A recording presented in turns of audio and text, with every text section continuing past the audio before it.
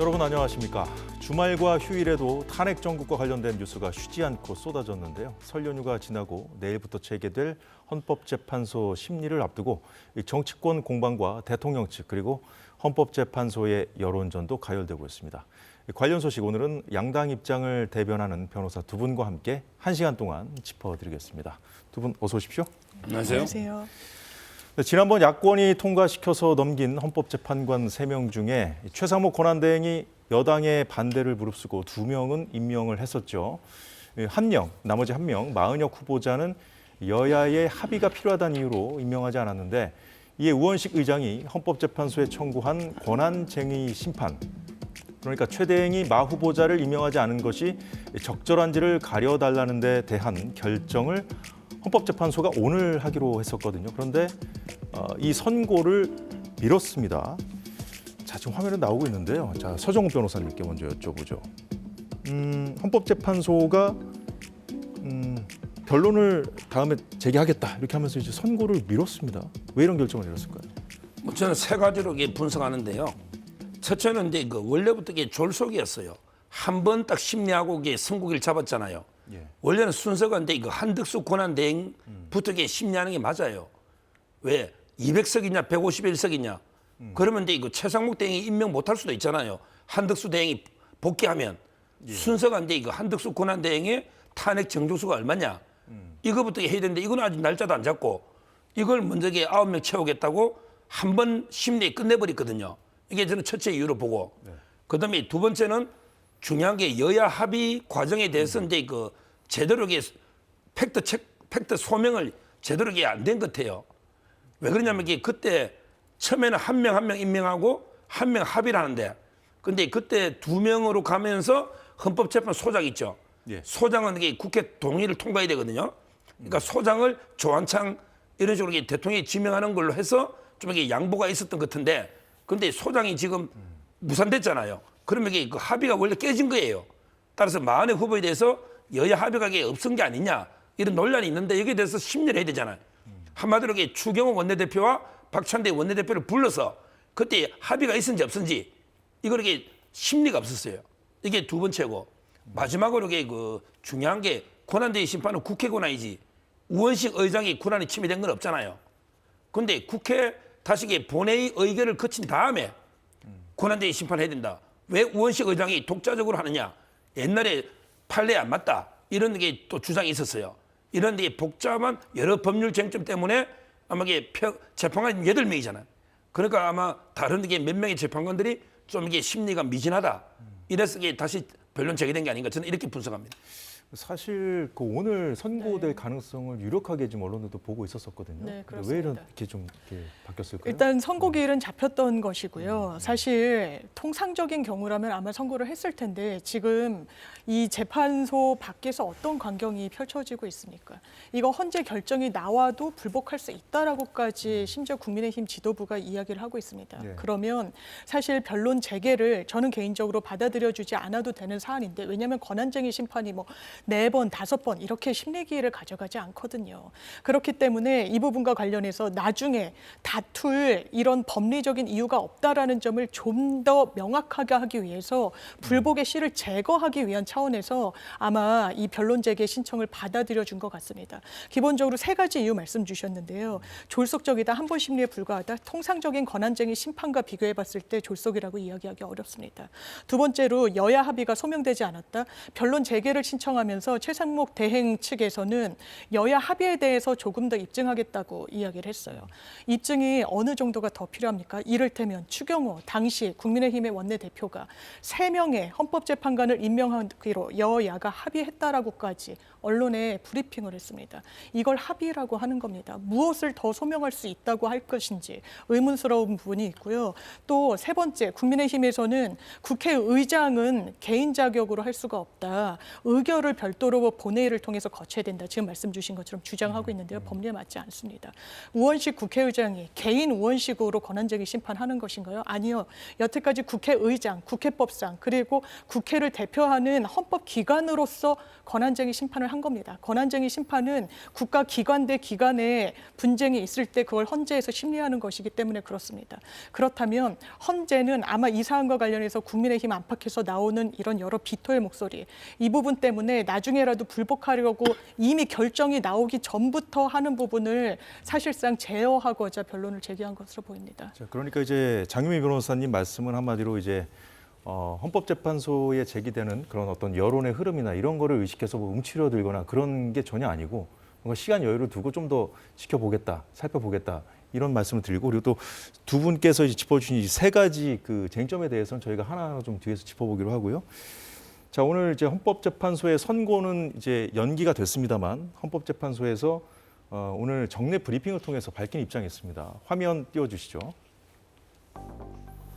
네, 헌법재판소 결정에 강제적인 집행력이 없다는 것이지 그 집행을 따르지 않아도 된다는 취지는 아니다. 이거는 이제 헌법재판소에서 이제 선고는 미뤘습니다만 이제 향후에 이제 결정이 났을 때 그 집행을 따르지 않아도 된다는 취지는 아니다. 뭐 이런 입장을 냈고요. 그리고 만약에 권한쟁의 심판이나 헌법 소원이 인용됐는데, 그러니까 한마디로 헌법재판소에서 마은혁 후보자를 임명하라고 결정을 내렸음에도 불구하고 최상목 권한대행이 그 결정을 따르지 않는다면 그것은 헌법과 법률을 위반하는 것이다. 이런 입장을 냈습니다. 자, 선고는 연기했는데 오전에 이런 입장을 냈어요. 어떻게 봐야 됩니까? 근데 저게 행정소송하고도 비슷한데요. 행정소송도 뭐 부작위 위법 확인 소송을 했다. 이런 경우에 이겼다해서 무조건 이게 처분해야 되는 건 아니에요. 안 했을 때는 이제 보통 강제로 간접적으로 할 때까지 얼마씩의 뭐 이행 강제금을 부과한다든지, 예를 들어 건축허가를 해주라고 판결 나도 안 해주면 행정청이 방법이 없잖아요. 이런 경우가 많이 있습니다. 우리 옛날에 최민희 의원 방통위도 국회에서 썼는데 국회 몫이죠. 예. 추천해도 대통령이 임명 안 했잖아요. 결격자라고. 제 말은 국회에서 추천해도 3명이 근데 대통령이 무조건 임명해야 되는 건 아니거든요. 임명해야 한다가 아니고 임명한다. 그 부분도 그렇게 명시가 되네요. 대통령의 9명 임명권은 국가 원수로서의 권한입니다. 그냥 무조건 임명해야 되기 때문에 국회에서 뽑으면 끝나게 해야지. 굳이 국회에서 추천한 3명을 대통령이 임명한다. 대법원장이 그냥 3명 지명 끝내야지. 왜 대법원장이 추천한 3명을 대통령이 임명한다고 돼 있잖아요. 이 임명은 형식적 임명권이 아니에요. 예를 들어 국회에서 3명을 뽑았는데 만약 후보자가 자유민주주의에 대한 철학이 아주 부족하다. 예를 들어 인민노력 뭐 이런 거 인천에 지역하면서 뭐 미군이 뭐 광주에 뭐 2,000명이 또 어쩌고 이게 영 아니다 싶으면 대통령이 임명 안 할 수 있는 거예요. 허수아비 국회가 추천한 걸 기계적으로 임명한 게 아니다 말이죠. 그럼에도 불구하고 왜 헌법재판소에서 선고가 내려지기도 전에 왜 최상목 대행이 들었을 때 좀 압박으로 느껴질 수 있는 입장을 왜 냈냐는 거죠. 그러니까요. 지금 그 이야기는 헌재가 부당하게 최상목 대행에 대해서는 협박을 하는 거다. 이렇게 봅니다. 아니 헌재가 최상목 대행이 물론 최상목 대행이 안 따르겠다고 미리 이야기했죠. 미리. 예. 그러다 보니까 경고를 한 거지만 제 말은 이런 집행 부분까지도 헌재가 미리 하는 건 월거이다. 왜 헌재가 이런 이야기를 합니까? 최상목 대행이 임명할지 안 할지도 모르잖아요. 미리 이렇게 저는 하는 건 부적절하다 봅니다. 제가 좀 부적절하다고 지적을 하셨는데 지금 앞서 이제 장미 변호사님께서 말씀하신 대로 오늘 여당에서 그 헌법재판소하고 야당이 좀 한편인지를 의심하는 여론이 있다 이렇게까지 얘기를 했어요. 그러면서 이제 아까 말씀하신 대로 이렇기 때문에 이제 국민이 불복할 수도 있다. 향후 이제 어떤 결정이 내릴지 모르겠습니다. 그런 얘기를 한 건데 이제 헌법재판소가 이제 어떻게 보면 좀 야권하고 좀 결이 같은 목소리를 내다 보니까 이런 비판이 좀 나오는 것 같거든요. 아니요. 국민의힘이 완전히 반헌법적인 태도를 보이고 있는 게 맞는 것 같습니다. 이건 정파의 문제도 아니고요. 진보 보수의 문제도 아닙니다. 기본적으로 사법부, 법원의 결정에 불복하기 시작하면요. 대한민국 사법질서뿐만 아니라 삼권분립, 민주주의는 그냥 무너지는 겁니다. 왜냐하면 사법부 사법부는 사회적 갈등에 마침표를 찍어주는 최후의 보루거든요. 그럼 이게 법률에는 맞습니까? 국민의힘 권성동 원내대표, 이 부분 헌재에서 만약에 위헌이라고 나와도 이 마은혁 재판관을 임명하지 않은 부분이 헌법에 반한다고 나와도 안 따라도 된다라고 이야기를 합니다. 아니요, 그렇지 않습니다. 헌법재판소법 67조 1항을 보면요. 예. 헌재의 권한쟁의 심판 결정은 모든 국가기관 그리고 지방자치단체를 기속한다고 돼 있습니다. 어떻게 안 따라도 된다고 이야기합니까? 그러면 최상목 대행 측에서 뭐라고 이야기하고 있습니까? 헌재 결정이 나와도 위헌적이라고 나오더라도 우리는 별도로 추가 검토를 하겠다라고 합니다. 아니요, 법원의 결정은 그렇게 추가 검토하는 게 아닙니다. 따르는 겁니다. 헌법재판소 헌법이 그렇게 규율하고 있어요. 그러니까 언론이 물은 겁니다. 헌법재판소에. 이렇게 안 따라도 된다라고 하는 게 그게 맞습니까? 그럼 뭐라고 답변을 합니까? 맞습니다라고 대답하는 게 그런 국민의힘과 결을 맞추고 최상목 대행에서 겁박이 아닌 취지로 하려고 이렇게 지연해서 답변을 하는 게 맞는 태도입니까? 그렇지 않죠. 이 부분에 대해서 답변을 사실상 강요당했던 부분이 있는 거죠. 헌재 대단히 이례적인 풍경이 펼쳐지고 있는 겁니다. 사법부가 어떤 개별 사건에 대해서 입장을 내는 것 극도로 자제를 하죠. 그런데 정말 공당이라면 특히 사법부를 신뢰하고 그 가치를 소중히 여기는 보수 정당이라면 사법부를 이렇게 폄훼해서는 안 됩니다. 네, 국민의힘은 국회 표결도 거치지 않고 의장 단독으로 우원식 의장 단독으로 권한쟁의 심판을 청구한 것 자체가 이 절차적인 흠결이라면서 헌법재판소가 권한쟁의를 각하해야 한다고 목소리를 내왔습니다. 오늘 지도부 발언 잠깐 들어보겠습니다. 이번 권한쟁의 심판은 심각한 절차적 하자를 안고 있습니다. 청구인이 국회로 되어 있는데 실제로는 아무런 국회 의결 절차도 밟지 않고 우원식 의장이 독단으로 제출했기 때문입니다. 국회의원 우원식이 독단적으로 국회를 참칭한 헌법 위반이자 초법적 권력 남용입니다. 한덕수 대행 탄핵 심판의 결론이 마은혁 후보자 임명 문제보다 먼저 나와야 한다는 것을 분명하게 다시 한번 말씀드립니다. 그러니까 앞서 두 분 간단히 언급하셨습니다만 그 국회에서 표결을 거치지 않고 우원식 의장이 이제 단독으로 이제 요청을 한 거잖아요, 헌법재판소에. 근데 이 부분에 이제 절차적 하자, 흠결이 있다 이렇게 주장을 하면서 최상목 대행 측도 이런 비슷한 입장을 냈다고 해요, 여당하고. 자, 그렇다면 지금 상황은 어쨌든 법대로 하면 되는 것인데 이제 헌법재판소 야당 그리고 이제 국민의힘 법대로 하는 것이 맞다고 말씀하셨습니다만. 맞습니다. 좀 너무 강하게 충돌하고 있거든요. 너무 강하게 충돌하고 있죠. 사실 권성동 원내대표도 본인이 법조인 출신이시고요. 그러면 국회 표결권이 침해당했다는 게 지금 권성동 원내대표는 국회의원 우원식 이렇게 말씀을 하시는데요. 개인 국회의원 자격으로 한 거 아닙니다. 국회의원은 권한쟁의 심판을 제기할 자격이 없거든요.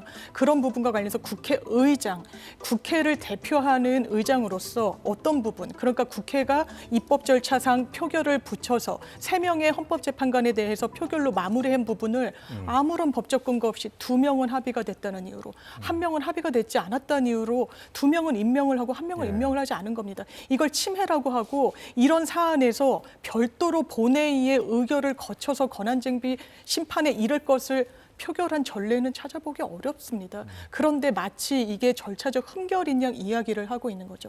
저는 더 깊숙이 들어가면 왜 이런 어떻게 보면 법리적으로 무리한 주장을 하느냐. 지금 헌법재판소가 전원이 채워지지 않았습니다. 8명이에요. 4월 18일이 지나면 6명으로 줄어들게 됩니다.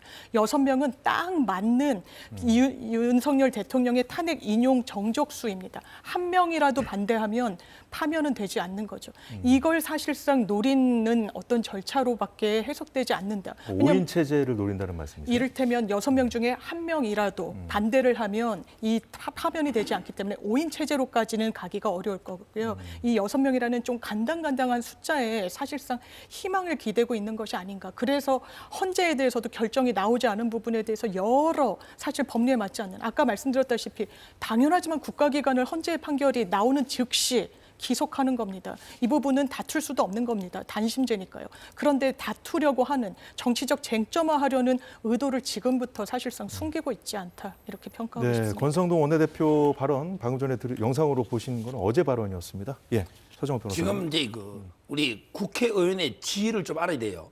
국회의원은 한 사람 한 사람이 헌법상의 독립된 기관입니다. 의장이 별거 아니에요. 의장은 사회를 보고 질서 유지하고 게 의장이 권한이라고 국회법에 있죠.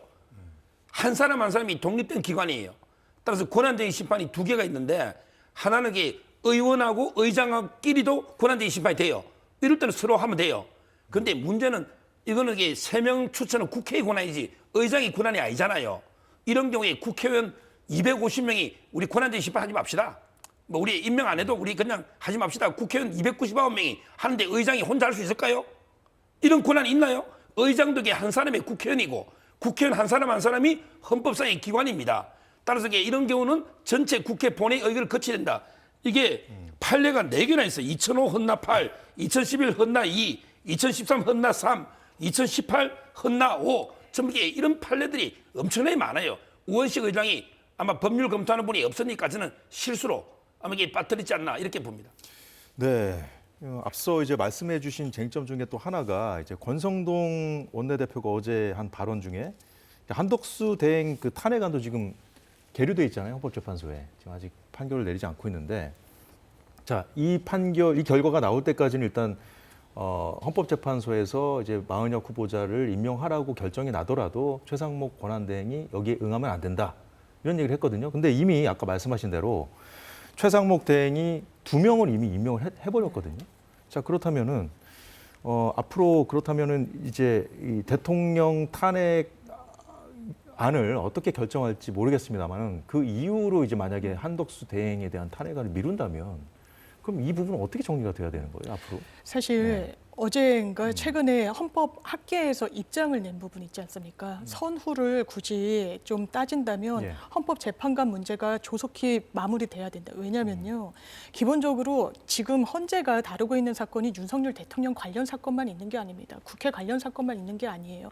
여러 어떤 위험적인 법률 때문에 내가 이 부분에 대해서 바로잡을 그런 필요성이 있다라고 하는 대한민국 국민들이 있는 겁니다. 8명 체제라는 불완전한 거예요. 왜냐하면 헌법상 헌법재판소는 9명의 재판관으로 운영되도록 되어 있습니다. 그런데 어떻게 보면 대단히 자의적인 기준으로 2명에 대해서만 이렇게 임명을 한 이런 부분에 대해서 헌법적으로 그리고 헌법은 누가 결단한 겁니까? 기본적으로 국민들의 결단이 있는 겁니다. 그 부분에 대해서 국민의 헌법재판소의 판결을 받을 수 있는 권한을 대단히 침해하고 있는 이런 상황을 조속히 해결해야 된다라는 점에서 헌법재판소가 이 부분을 먼저 판결하겠다고 하는 게 이게 대단히 그릇됐다라고 보기 어렵습니다. 그리고 이 한덕수 대행과 관련해서도 법률적으로 다툴 수 있는 여지가 저도 개인적으로 있다라고 생각합니다. 의사 정족수부터 해서 사실 유례가 없는 일이니까요. 그런데 일단 이 지금 헌법재판관을 임명하지 않은 부분이 사실상의 탄핵 사유로 들어갔던 부분 아닙니까? 그러면 어떻게 보면 선행 판결로서 먼저 마침표를 찍어야 되는 필요가 이 헌법재판관 임명과 관련해서도 있을 수 있죠. 왜냐하면 쟁점이 좀 겹치니까요. 그래서 후 쪽으로 다소 시간적인 그 거리를 두고 판결하겠다는 게 뭐 정치적 의도가 있는 것처럼 특정 정파에 유리한 것처럼 이야기하는 건 전 동의하기 어렵습니다. 그러니까 이제 지금 말씀하신 대로 이제 그러니까 권한 대행에게 헌법재판관을 임명할 그 권한이 있는가 이것이 논란이 돼서 이제 한덕수 총리도 이제 탄핵이 됐었다 이렇게 말씀하셨는데 그게 지금 여전히 살아 있잖아요. 그 논란이. 저는 한덕수 총리에 대해서 두 가지가 있어요. 하나는 탄핵이 있고요. 그다음에 하나는 권한대행 심판이 있는 거예요. 권한대행 심판은 뭐냐면 그 대통령 권한대행은 200석이 돼야 되느냐, 3분의 2. 아니면 이제 그 151석 과반으로 되느냐. 이게 두 개의 소송이 있잖아요. 한덕수 총리에 대해서. 근데 뭐 탄핵 여부는 심리를 해야 되고 시간이 걸릴 수 있다 봐요. 그렇지만 이게 그 권한쟁의 심판은요. 하루면 돼요. 그냥 재판관 8명이 손들어서 나 200석이다. 나 151석이다. 그럼 이게 5대3이다. 그럼 인용되고 아니면 이게 과반이 안 되면 기억되는 거예요. 이 간단한 걸 왜 안 하죠? 일단 이게 권한대행이 누군지부터 알아야 나중에 대혼란을 막을 수 있잖아요. 만약에 200석이라면 한덕수 총리가 지금 권한대행입니다. 맞잖아요. 근데 말씀하신 대로 정족수 문제뿐만 아니라 이제 헌법재판관을 임명할 권한이 있냐 없냐 그거는 이제 그 탄핵의 문제니까 그거는 제 말에 두 개 재판을 분리해서 권한대행이 심판하고 가처분을 걸었으니 그것만 먼저 결정이 되잖아요. 일단 이게 그 탄핵이 됐냐 안 됐냐 이거부터 그 의사 정족수부터 결정해서 200석이 아니면요. 200석이 아니면 그냥 사유 따질 필요 없잖아요. 왜? 국회 통과가 안 된 거잖아요. 200석이 안 놓잖아요. 그때 표결할 때. 근데 만약에 지금 이 시점에서 예. 한덕수 총리에 대한 탄핵이 부당하다고 만약에 헌재에서 결정을 내린다면 이 지금 이 권한 문제 있지 않습니까? 헌법재판소 이미 그 최상목 권한대행이 2명을 임명했는데 더 큰 논란이 되지 않을까요? 논란이 더 커질 근데 수밖에 없을 것 그러면 이게 같은데. 계속 이걸 방치해가지고 계속 임명해놓으면 이게 나중에 한덕수 대행이 복귀하면 그럼 이게 혼란이 더 커지죠. 빨리 그 혼란을 조금이라도 줄이려면 누가 대통령 권한대행인지 즉 한덕수 대행이 탄핵이 된지 안 된지 이거부터 결정하는 게 어려운 거 아니잖아요. 제 말은 그렇게 왜 안 하고 최상목 대행한테 압박하느냐 말이죠. 이게 저는 선우가 잘못됐다는 거고 제가 알기로 그 대통령 권한대행을 탄핵하려면요. 여러 가지 200석이 맞습니다. 이거는 헌법재판소에서 제가 실무제에도 받고 국회 입법조사처 견해도 받고요. 그냥 총리가 아니고 권한대행으로서 한 행위잖아요. 이럴 때는 이게 200석으로 봅니다. 결국에 탄핵도 안 된 총리를 우원식 의장이 그냥 자기 마음대로 탄핵이야. 그 근거가 뭐예요? 우원식 의장이 무슨 근거로 탄핵이 됐다고 땅땅땅 치죠? 알겠습니다. 저는 그부터 해결해 주는 게 순서에 맞다는 거예요.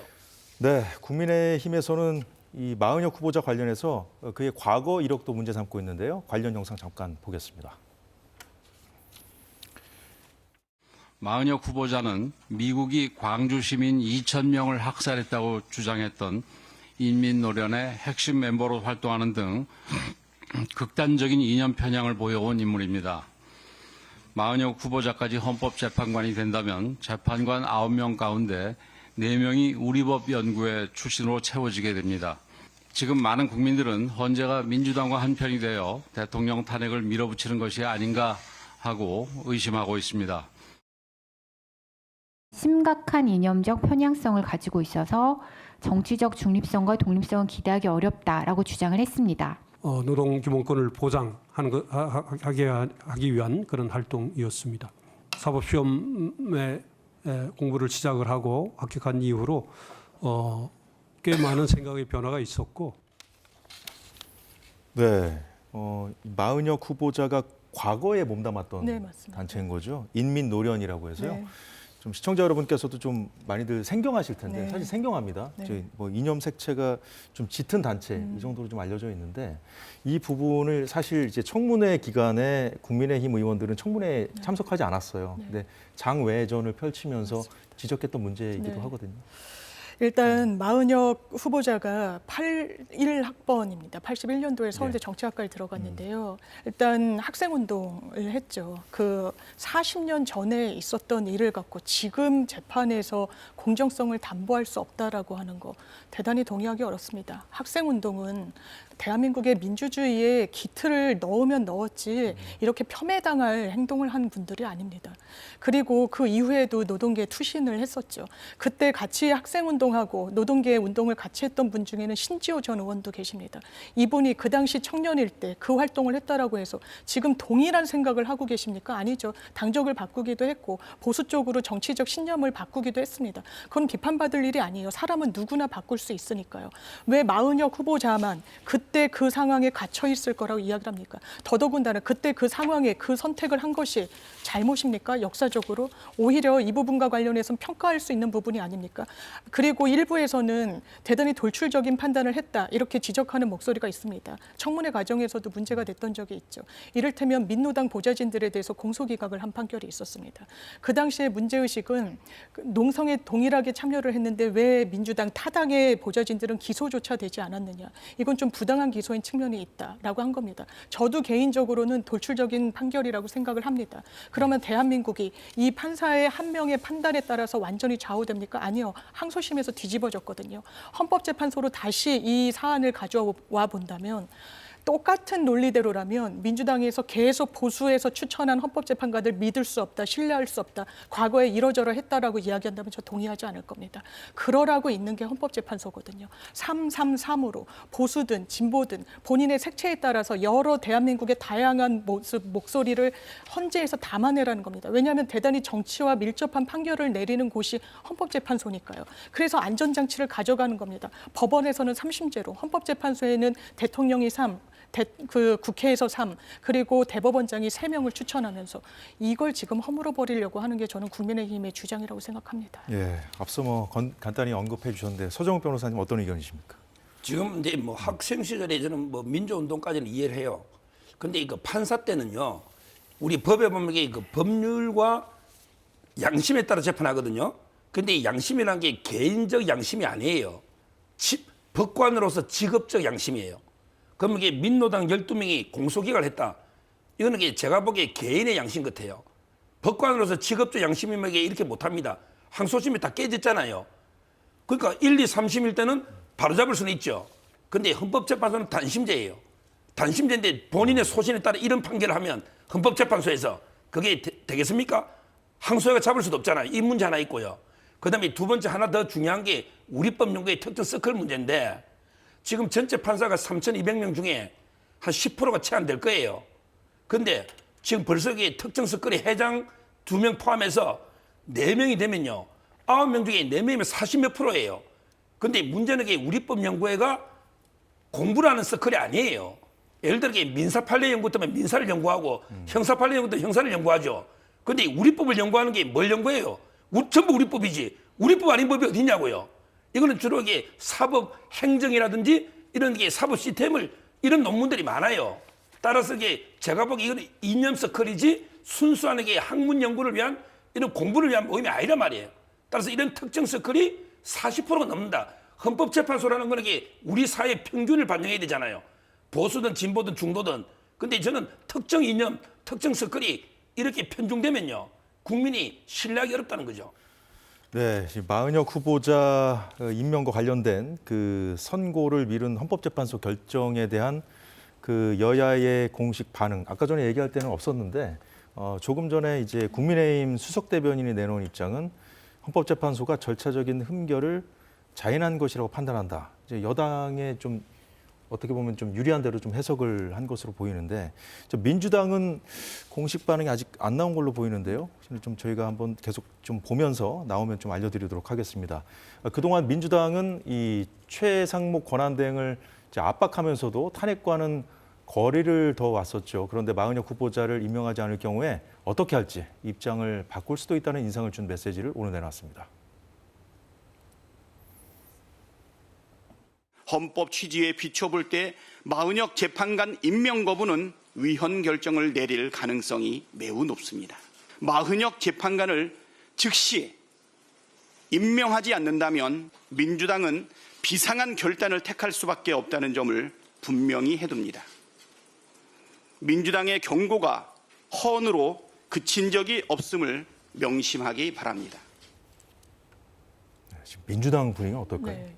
일단 민주당 내부에서는 이른바 국민의힘에서 계속해서 제기하는 뭐 줄탄핵이다, 일방적인 독주다 이런 부분과 관련해서 좀 반성적 고려의 분위기가 있는 것도 사실인 거죠. 왜냐하면 지지율과 관련해서도 완전히 무관하다라고 보여지지 않기 때문에 예. 좀 신중할 필요가 있다라는 기류가 있습니다. 다만 지금 최상목 대행이 지금 엄포를 놓고 있는 것처럼 실제로 헌재가 결정을 했음에도 불구하고 임명을 하지 않는다. 이건 완전히 다른 차원의 얘기인 겁니다. 헌법재판소 법에도 그리고 헌법에도 이런 법원의 결정을 따르지 않는 거. 만약에 뭐 배째라식으로 버티거나 하면은 실제로 하라고 강제할 수 있는 수단은 없는 거죠. 그런데 그럼에도 불구하고 거기에 수긍을 해야 되는 겁니다. 수긍을 하라고 아까 헌법재판소법 67조 1항에도 기속한다라는 표현까지 들어가 있는 것이고요. 따르라는 게 헌법적인 준엄한 명령인데 그거를 대통령의 대행을 자처하는 분이 이미 공식적으로 대통령의 업무를 보시는 분이 완전히 이런 법률을 무력화시킨다? 이건 사실 있을 수가 없는 일입니다. 비상한 결단이라고 이야기를 할 수밖에 없는 상황에 민주당이 사실상 처한 부분도 있다 이렇게 평가하고 싶습니다. 예, 자, 민주당이 어떤 입장을 내놓을지 좀 궁금한데요. 좀 최고난대행까지 탄핵할 수 있을까요? 어떻게 보십니까? 뭐 제가 보기에 그 탄핵하면 이게 또 150석이냐, 또 200석이냐, 어차피 이게 또 논란이 될 거예요. 뭐 저는 실익이 없다 봐요. 그 탄핵한 데서 이게 뭐 제일 중요한 거는 본인들은 윤석열 대통령 탄핵 인용이 목표일 텐데 굳이 최상목 대행 탄핵하면 그다음에 이주호 교육부총리가 될 거예요. 그럼 이게 이주호 교육부총리는 뭐 다를까요? 어차피 이게 임명할 방법이 없어요.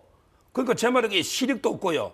지금 왜 민주당이 역풍이 부는 겁니까? 한덕수 총리 탄핵부터 좀 이게 역풍이 초창기 계엄 직후보다 민주당이 역풍을 맞고 있잖아요. 저는 최상목 장관에게 계속 탄핵하면 그럼 이게 이조 장관부터 줄타력을 해야 돼요. 근데 그게 무슨 실익이 있고 국민이 용납하겠습니까? 참고로 이게 우스갯소리 인터넷에 본 건데요. 7급 공무원이 나도 이게 대통령 권한대행 해보는 꿈이래. 다 탄핵하면 7급도 야 나도 이게 대통령 할 수 있다. 이런 인터넷에 글까지 올라옵니다. 이렇게 줄타력 할 겁니까? 저는 이게 불가능하다 봐요. 네, 헌법재판소의 시계도 이제 다시 이제 재개될 것으로 보이는데요. 내일 그러니까 이제 설 연휴 동안 이제 중단됐던 헌법재판소의 대통령 탄핵 심판이 다시 재개됩니다. 특히 이번 주에는 민주당과 한동훈 전 대표가 계엄은 내란이라고 주장하게 된 결정적인 배경이 됐었죠. 대통령이 직접 체포를 지시했다고 진술한 주요 당사자들 나오게 되는데 일단 내일 누구 나오는지 화면도 좀 준비됐으면 좀 보여주시죠. 내일 4일 날 나오는 사람들이 있는데 자 서정호 변호사님, 일단 저 홍장원 전 차장이 내일 나오거든요. 홍장원 전 차장의 진술이 예를 들어서 좀 그 진술이 번복이 됐다고 좀 비판하는 얘기들도 나왔었고 그 진술에 좀 의문을 제기하는 얘기들도 여당에서 많이 나오지 않았습니까? 지금 화면에 4일 이진우 그 전 수도 방위 사령관 그리고 여인영 전 국군 방첩 사령관도 나옵니다만 홍장원 전 차장에 대한 어떤 질문이랄까요? 근데 좀 집중되지 않겠습니까? 어떻게 보십니까? 지금 이제 이분이 워낙 말이 많이 바뀐 것 같아서 제가 정확한 워딩을 모르겠는데요. 제 기억에 의하면 처음에 대통령이 한동훈 이재명 대표에게 대통령이 체포하라고 했다고 한 걸로 기억이 나는데 요즘 보니까 그게 아니고 대공수사권을 줄 테니까 싹 다 잡아요. 이랬다는 말도 있고요. 또 이게 체포 명단을 여인영 방첩사령관한테 받았으면서 또 적었다는 말도 있고요. 정확한 이게 워딩이 모르겠는데 중요한 거는 보십시오. 국정원에 체포 조직이 있습니까? 국정원이 사람 체포하는 데입니까? 국정원은요 체포 인력도 없고 체포 조직이 아니에요. 저는 대통령이 굳이 전화했다면 대공수사권 줄 테니까 간첩을 싹 다 잡아라 이거는 모르겠는데 제 말은 국정원 보고 어떻게 이재명, 한동훈, 우원식 이런 분을 국정원에 누가 잡아였습니까? 저는 도저히 납득이 안 되는 주장이다 말이에요. 그리고 조태용 국정원장도 진실 게임 벌이고 있어요. 이분이 처음에 체포 명단을 여인영한테 받은지 누구한테 받은지 원장한테 보고하려고 갔더니 내일 와 이러고 나가버렸다는 거예요. 그런데 그 중요한 체포 명단을 보고하는데 내일 와라고 가버린다? 이게 말이 안 되잖아요. 국정원장은 그런 체포 이야기가 없었다는 거거든요. 이번에 전 직원한테 또 메일까지 보냈더라고요. 저는 워낙에 정확한 워딩도 제가 모르겠고 누구한테 여인영한테 들은 건지 또 대통령한테 직접 들은 건지 그다음에 명단이 누구까지인지 조태용 원장한테 보고했는지 그다음에 체포조가 국정원에 없어요. 아마 이분이 원래는 수사 대상이에요. 만약 진짜 대통령하고 통하면 수사 대상인데 자기는 공익 신고자처럼 지금 의인이다. 제가 가보니 사이트에 갔더니 민주당 지지자들은 와 국정원장 시기 된다. 공익 신고자다. 의인이다 이러는데 저는 내일 아마 치열한 공방이 벌어지겠지만 말이 워낙 바뀌어가지고 상당히 탄핵되지 않을까 이래 보입니다. 말씀하신 대로 이제 내일부터 한층 더 좀 그 공방이 좀 헌법재판소에서 치열해질 것으로 보이는데 국민의힘 박수영 의원이 내놓은 입장이 하나 있거든요. 홍장원 전 차장의 진술이 그동안 조금씩 좀 바뀌었다는 점을 이제 지적하면서 대통령의 계엄에 내란 프레임을 씌우고 있다 취지의 주장을 했거든요. 어떻게 보십니까? 저는 그렇다면 뭐가 어떻게 바뀌었는지 정확히 이야기해야 된다고 생각합니다. 홍장원 차장 대단히 구체적이고 일관되게 이야기하고 있습니다. 국회 나와서 정보위 등에서 진술한 내용을 종합해 보면요. 처음엔 대통령이 전화했다는 겁니다. 국정원 대공수사권이고 뭐고 다 부활해주고 지원 아끼지 않을 테니까 싹 다 잡아들여라라고 이야기를 했다라는 거예요. 그 이후에 여인영 사령관이 전화를 했다는 겁니다. 그러면서 구체적으로 체포를 할 사람들의 이름을 알려줬다는 거죠. 이를테면 거기에는 한동훈 전 대표도 있었고 이재명 대표도 있고 우원식 의장도 있었다는 겁니다. 이 이야기는 흔들리지 않고 하고 있습니다. 거기에 반해서 이를테면 국민의힘에서 의혹 제기하는 건 대단히 좀 지연말단적인 부분들을 많이 이야기를 하는데요. 이를테면 뭐 의원을 끌어내라는 게 아니라 요원이었다라고 네. 했을 때도 곽종근 전 사령관이 처음에 이 민주당 의원들과 이야기를 나누는 과정 중에 요원을 끌어내라고 했습니다. 그런데 바로 잡아죠. 그 맥락상 국회의원을 끌어내라는 이야기였거든요. 근데 요원이란 표현을 썼으니까 말 바뀐 거다라고 이야기를 합니다.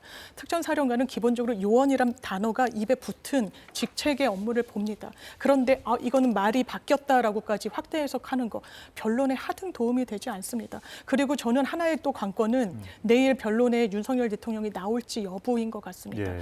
이 부분과 관련해서 본인의 진술과 본인의 지시를 받았다는 그것도 한 명이 아니라 여러 명의 진술이 대단히 일치하고 있습니다.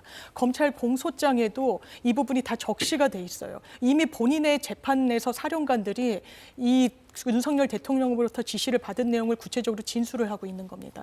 그런데 이 괴리가 더 드러날 겁니다. 윤석열 대통령 실제로 직접 증인 신문까지 나서지 않았습니까? 그러면 누가 거짓말을 한다고 국민들이 볼 것인지, 이게 헌법재판관은 과연 설득할 수 있을 것인지, 이 부분이 정치적으로는 그러면 최소한 소기의 성과는 거둘 것인지 고민이 깊어질 수밖에 없을 겁니다. 그래서 나오지 않는 카드도 제가 그쪽 대리인이라면 대통령께서 나오시는 걸 좀 저된다라는 의견을 드릴 것 같은데 한번 그 부분도 관전 포인트 중에 하나인 것 같습니다. 내일 상황이 어떻게 될지에 대한 말씀도 좀 해주셔가지고 이 부분만 좀 간략하게 좀 들어보겠습니다. 그러니까 지금 이게 그 상식에 맞춰 보면요, 국정원이 국내 정치도 관여 안 하는데 국정원에서 인력이 있나요?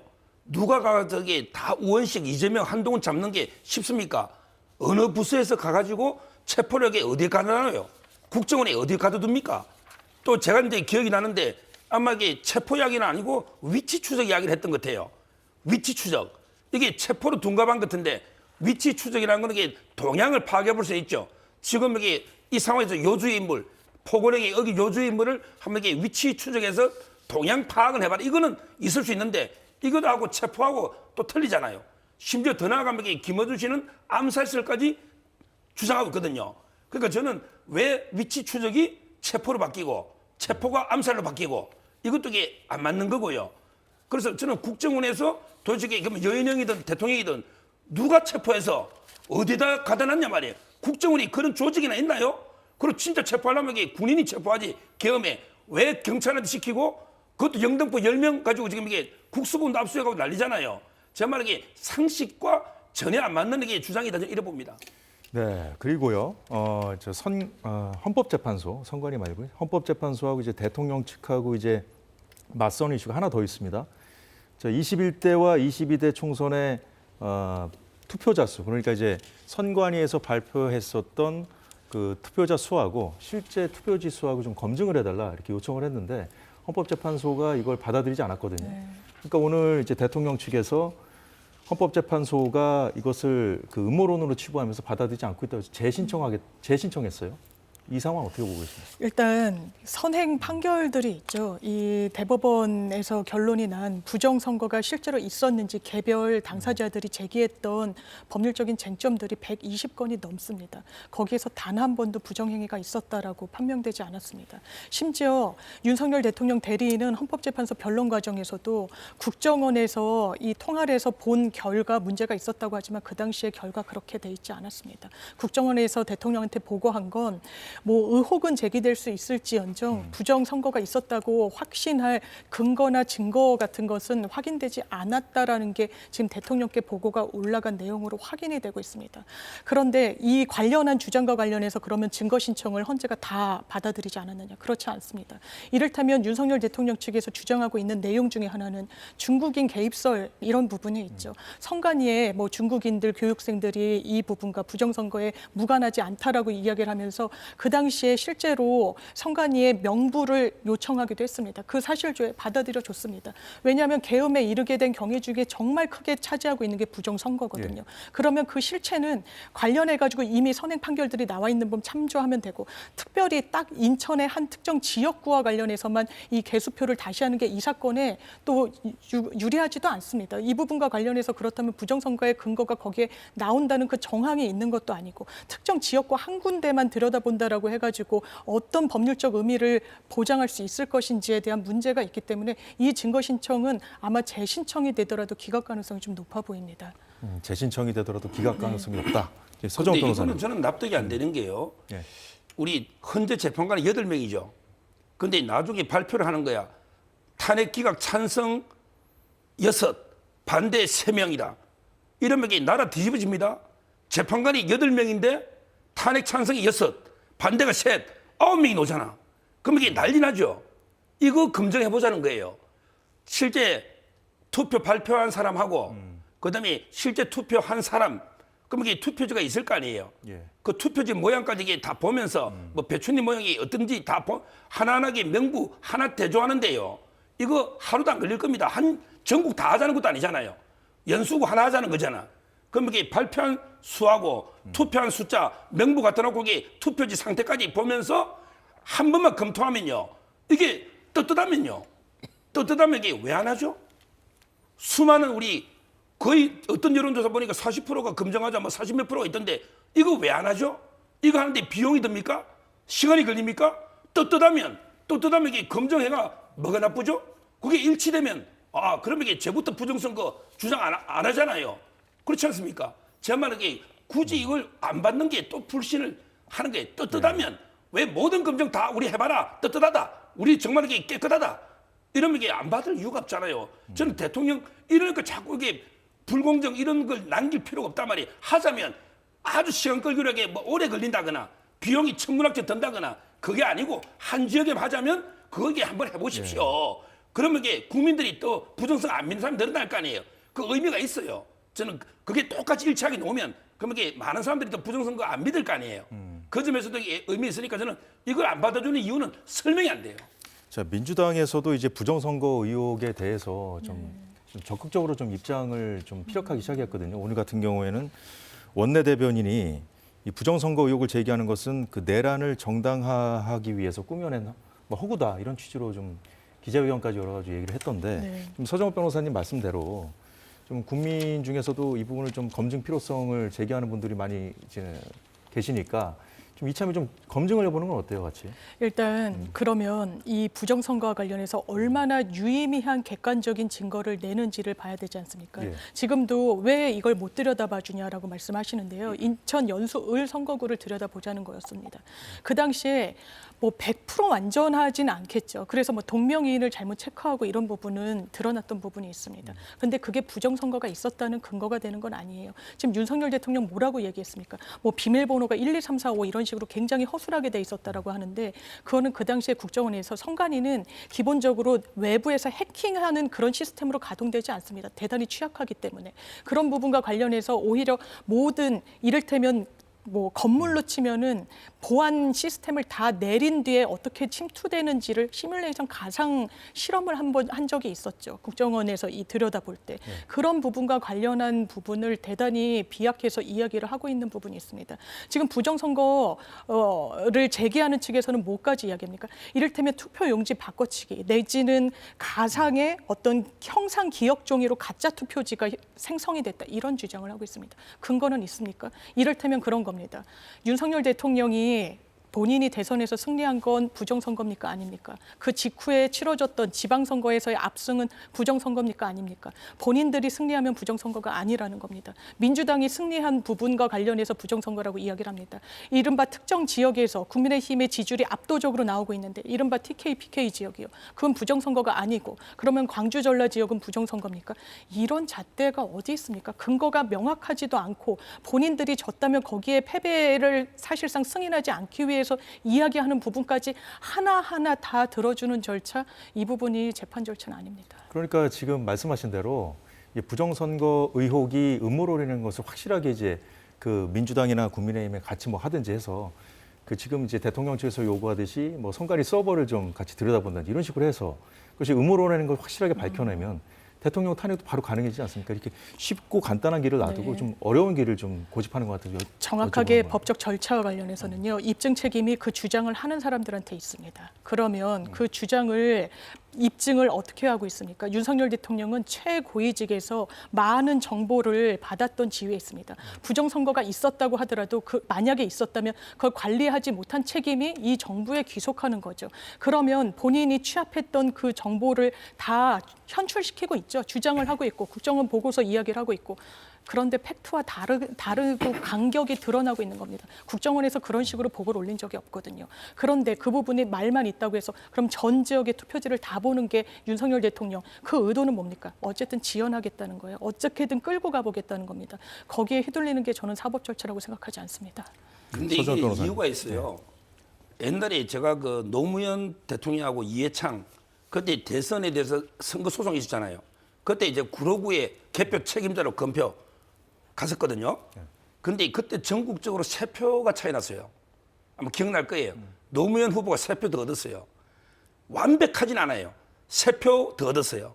근데 지금 민경욱 의원 연수구 있죠. 거기 판결문 있잖아요.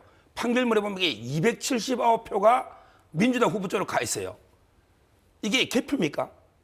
279표가 한 지역에 민주당 표로 가 있다고요. 민경욱 의원 표가. 그러니까 이게 본인은 우리가 민경욱 의원을 자꾸 이상하게 볼 게 아니고 이해를 해야 돼. 자기가 후보자인데 279표가 상대 후보로 가 있으면 이게 3표 차이로 뜨는 사람도 있고 몇십 표 차이도 있는데 본인은 이런 되게 납득이 안 될 거 아니에요. 그러니까 제 말은 이게 그 시간이 많이 걸리거나 비용이 많이 드는 것도 아닌데 이걸 이렇게 개표하면 그냥 부정선거 없으면 똑같이 놀 거예요. 저는 그래 봐요. 똑같이 노는 거 한번 들어주면 되잖아요. 굳이 이걸 안 받아줘 가지고 그럼 이게 두고 안 믿는 사람 불복할 거 아닙니까? 제 말은 그 갈등 비용을 어떻게 할 거냐고.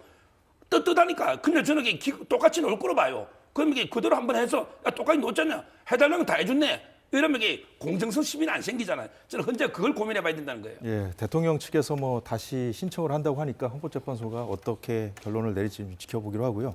자, 지금부터는 여야 상황을 잠시 들여보도록 하겠습니다.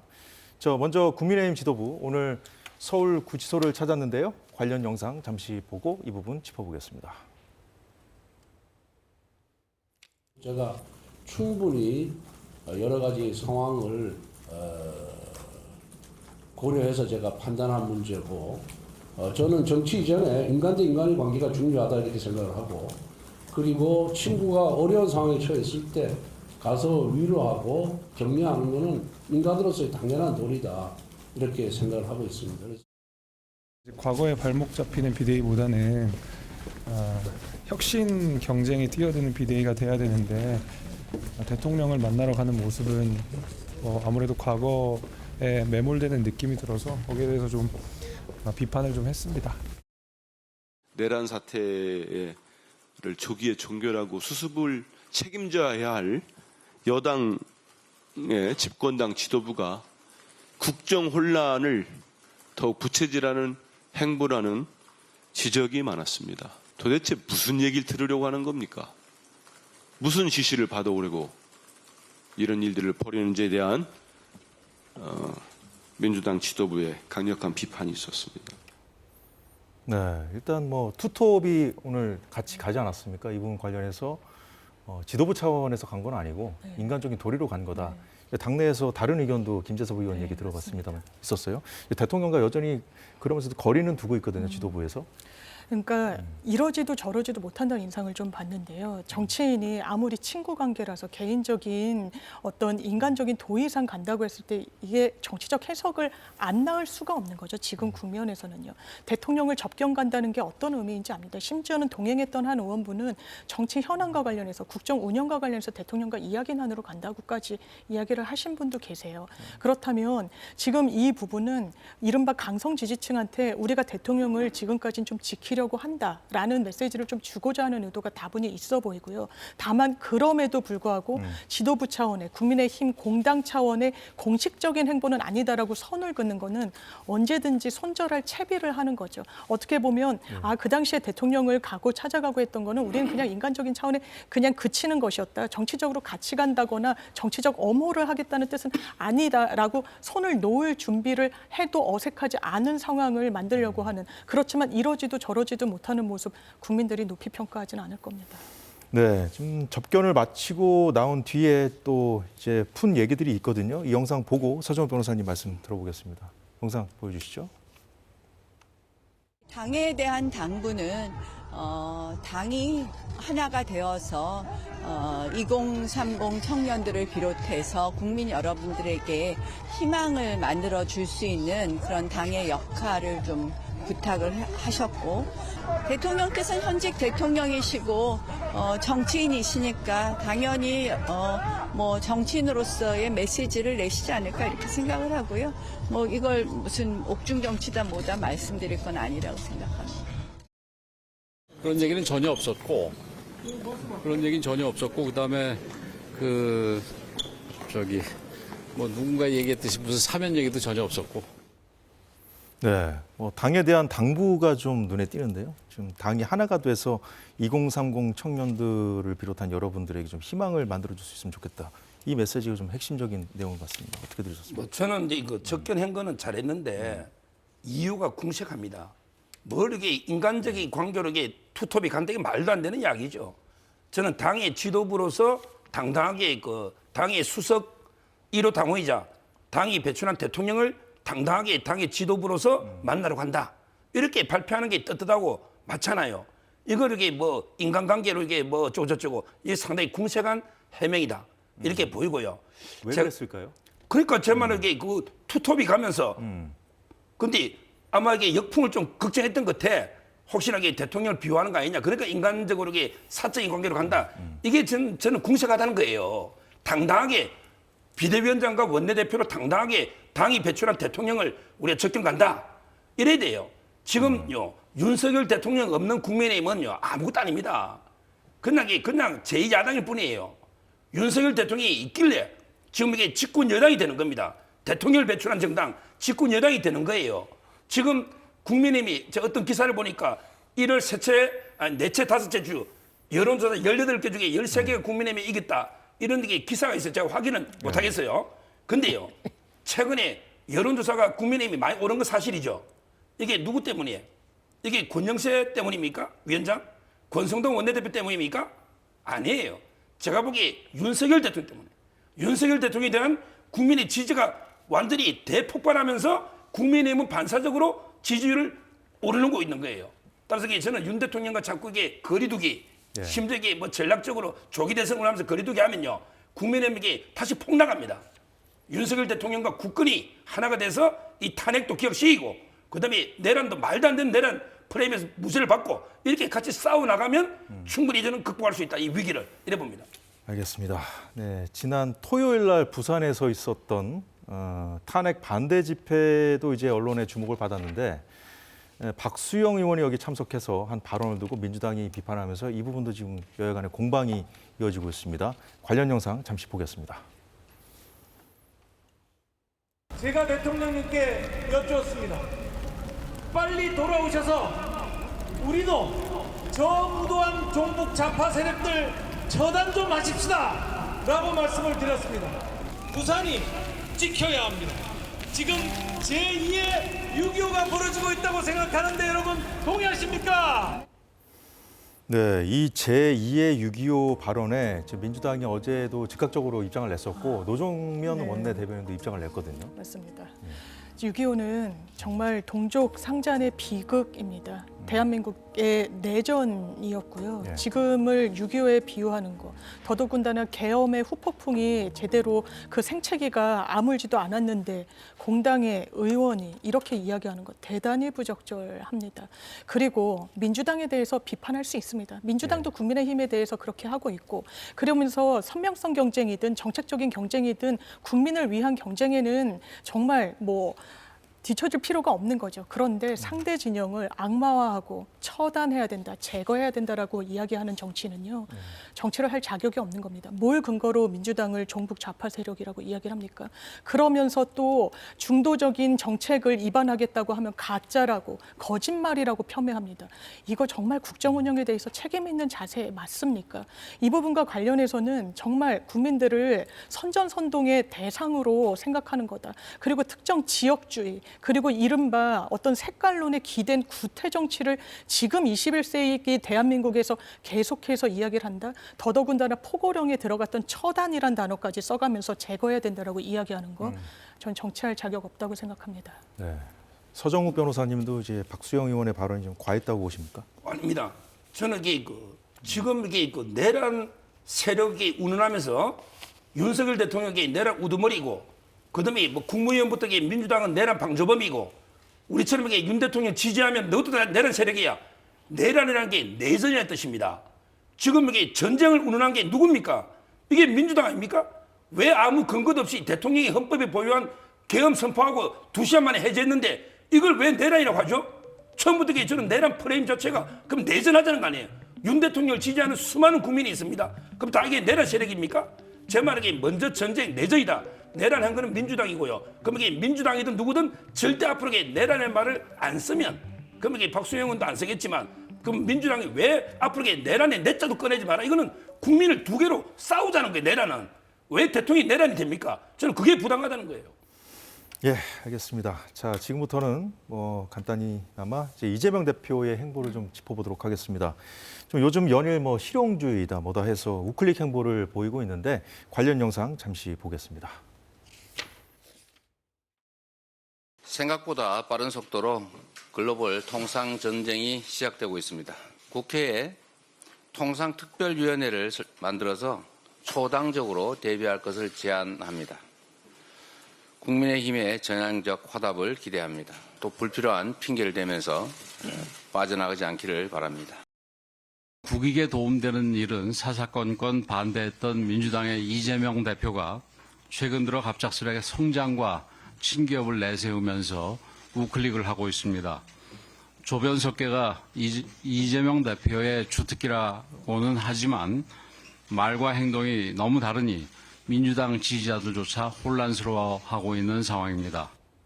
네, 지금 보신 대로 이재명 대표 행보에 대해서 이제 국민의힘은 그 연일 좀 맹비난하고 있는 상황인데 앞서 잠시 짚어주셨습니다만 어떻게 보고 계십니까? 이재명 대표 행보. 저는 정책에 대해서 비판할 수 있습니다. 그러면 최소한 집권 여당이라면 본인들은 어떤 보관을 갖고 있는지 그리고 어떤 대안을 갖고 있는지를 이야기하면서 그 논의를 무르익게 할 책임이 있는 겁니다. 예. 지금 이를테면 국민연금도 하루에 적자 계속해서 국민혈세가 정말 천문학적 액수로 들어가고 있습니다. 빨리 조기에 매듭 짓자. 아, 왜 당신은 예전에는 안 하다가 지금 하려고 하느냐. 그것조차 사실 사실관계에 부합하지 않지만 이거는 공당의 태도가 아닙니다. 반대를 위한 반대입니다. 국민 앞에 거짓말하고 무책임한 조변석계, 이를테면 계엄에 대해서 무거운 책임감 느낀다고 하면서 특검법 발의에는 한 발 빼고 전혀 입법 발의도 하지 않는 모습, 이런 게 비판받을 수 있는 거죠. 지금 이재명 대표 아마 국민들도 국민의힘에 과연 대한민국의 미래를 맡기는 게 맞는 것인가라는 물음표 저 대단히 강해지고 있다고 생각합니다. 지금 어떤 상황입니까? AI, 반도체, 전기차, 지금 세계의 기술이 정말 아주 걷잡을 수 없이 경쟁으로 치솟고 있습니다. 거기에 미국은 또 관세 부과와 관련해서 대한민국이 언제 그 대상이 되는지 초읽기에 들어갔다 나오는데 박근혜 전 대통령 탄핵 때도 미국이 당신네 국가에는 지금 탄핵된 대통령밖에 없으니 컨택 포인트가 누군지 모르겠다. 우리는 논의할 수 없다라고 하면서 뒤처졌었습니다. 선제적으로 나서도 부족할 판에 계엄과 관련해서 대통령을 엄호하고 이걸 장기화하려고 하는 그런 세력의 대안 세력으로서의 모습을 보여주겠다고 민주당이 나서는 거고요. 그렇다면 국민의힘도 정말 수권 정당이 되고자 한다면 거기에 대해서 본인들은 어떤 트랙으로 어떤 프로세스로 이런 부분을 대안을 모색하고 있는지 국민들께 설명드려야 됩니다. 반대를 위한 반대 국민들이 모를 거라고 생각하십니까? 거기에 그쳐서는 국민 선택 못 받을 겁니다. 반대를 위한 반대는 안 된다는 말씀까지 해주셨는데 자 이재명 대표의 변신을 서정욱 변호사님 어떻게 보고 지금 이게 그 진정성이 있나 없나 보려면요. 과거에 이재명 대표가 말하고 행동 일치했는 걸 보면 돼요. 옛날에 불체포 특권 포기한다더니 행사했죠. 그다음에 비례위성제 안 만든다더니 만들었죠. 박용진 의원에게 공천극제 안 한다더니 비명 행사식 있잖아요. 제 말은 말 행동 일치한 적이 없어요. 이재명 대표는 지금 겉으로는 등소평에 흑묘 백묘 실용주의를 내세우는데 속은요 모택동의 홍위병처럼요 한마디로 개딸 전체주의. 저는 겉은 등소평 속은 모택동. 이게 이재명 대표가 말과 행동이 다른 겉과 속이 다른 이런 게 행보라고 저는 봅니다. 예, 잘 들었습니다. 헌법재판소의 심리가 재개되는 내일도 관련 뉴스가 많이 나올 텐데요. 오늘 못다한 얘기는 내일 다른 패널들과 함께 다뤄보기로 하고 사사건건 오늘은 여기까지 하겠습니다. 두 분 수고 많으셨고요. 예, 시청해주신 여러분 고맙습니다.